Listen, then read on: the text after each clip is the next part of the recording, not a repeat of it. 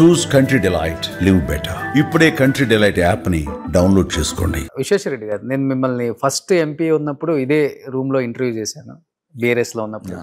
మళ్ళీ తర్వాత మీరు ఓడిపోయారు, మళ్ళీ గెలిచిన తర్వాత మళ్ళీ ఇప్పుడే ఈ బర్నింగ్ ఇష్యూ మీద వచ్చాను. కాబట్టి ఎప్పుడు చాలా ఆహ్లాదకరంగా నవ్వుతూ టెన్షన్స్ లేకుండా కూల్గా ఉంటారు. At the same time first time second time లేకపోతే ఫస్ట్ టైం గెలిచిన వాళ్ళని మనం అబ్జర్వ్ చేస్తూ ఉంటాం. చాలా బ్రాండెడ్ వాడతారు, షర్ట్లు కానీ, షూ కానీ, ప్యాంట్స్ కానీ, వాచెస్ కానీ. మీరు వాచ్ పెట్టుకోను. రామరాజు 900 రూపాయలు 800 రూపాయల షర్ట్స్, నేను ఎప్పుడు 1000 రూపాయల షర్ట్స్. యూజువల్గా చెప్పాలంటే గుస్సీ అని, ఎల్వి అని, షూ కూడా. నాకు కూడా షోక్లు ఉన్నాయి. అంటే పత్తాలాడు గుర్రాలు కాదు, లేకుంటే పెద్ద పెద్ద కొత్త కార్లు, వాచ్లు, షూస్లు కాదు, ₹1,00,000 షూస్ కాదు. ఇవి వికారాబాద్ లో చేసిన షూస్. ఓకే, వికారాబాద్ లో చెప్పులు లెదర్, కింద టైర్ రబ్బర్ తోటి ఉంటది. నాకు బంగారం అవసరం లేదు, వాచ్ అవసరం లేదు. నాకు మంచి తిండి తినాలి, ఇంకోటి గుట్టలు ఎక్కాలి, బోటింగ్ పోవాలి. బోట్లు నా దగ్గర ఉన్నాయి. 30 లక్షల రూపాయల బోట్ ఉంది, 30,000 రూపాయల బోట్ ఉంది. తర్వాత నా షోక్లు వేరే, ట్రెక్కింగ్ పోవాలి, మోటార్ సైకిల్ మీద పోవాలి. ఇవన్నీ నా షోక్లు.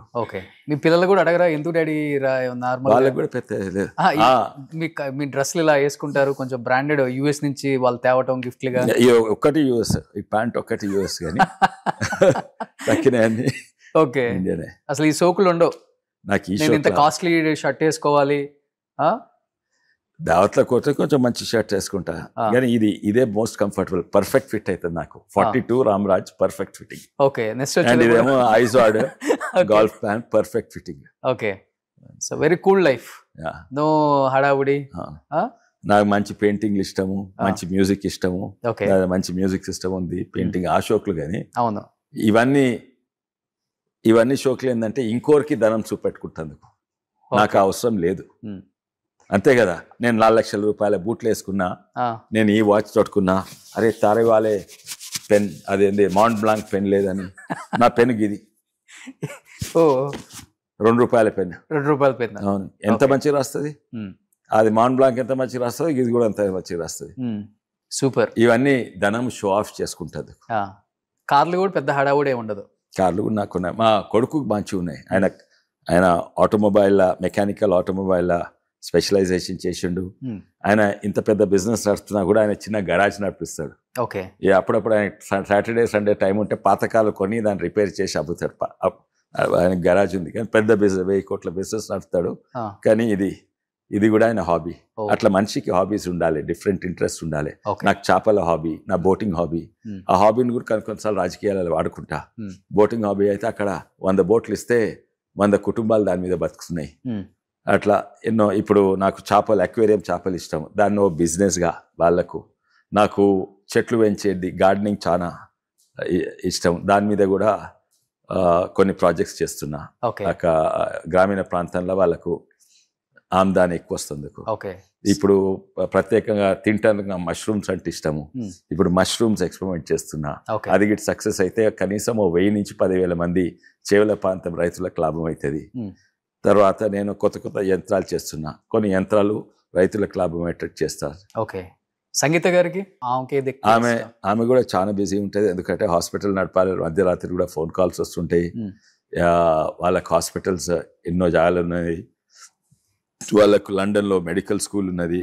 తర్వాత విదేశాలలో సాఫ్ట్వేర్ ఎక్స్పోర్ట్ చేస్తారు. అండ్ మొన్ననే అమెరికా వచ్చింది. తను కూడా చాలా బిజీ. కానీ మేము చాలా మటుకు ప్రయత్నం చేసేది ఏంటంటే రాత్రికి 7:30 గంటల వరకు ఇంటికి రావాలి, కనీసం అప్పుడైనా పిల్లలతో ఉండొచ్చు అని. ఇప్పుడు లేదు, ఇప్పుడు మద్రాసు పోయింది. తను కూడా చాలా బిజీ. ఇక్కడ అపోలో సంగీత గారు చూసుకుంటారు. అపోలోలో టెక్నాలజీస్, తర్వాత అపోలోలో హ్యూమన్ రిసోర్స్ ఒకరు సంగీత గారు చూసుకుంటారు. ఇంకొకరు అపోలోలో ఫైనాన్స్ చూసుకుంటారు.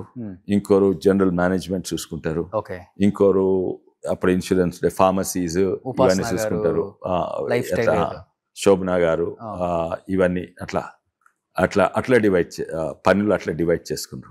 నేను హెచ్ఆర్ మీద, అంటే హెచ్ఆర్ అంటే ఓన్లీ అపోలో హైదరాబాద్ కాదు, మొత్తం అపోలోకు హ్యూమన్ రిసోర్స్. అది అట్లా. టెక్నాలజీ అంటే ఓన్లీ ఇక్కడ కాదు, టెక్నాలజీ మొత్తం అపోలో ఎక్కువ టెక్నాలజీస్ సంగీత గారే చూసుకుంటారు. మీ మాంగారు ఇప్పుడు ఎంత యాక్టివ్ గా ఉన్నారు? 90+ ఉంటారు కదా.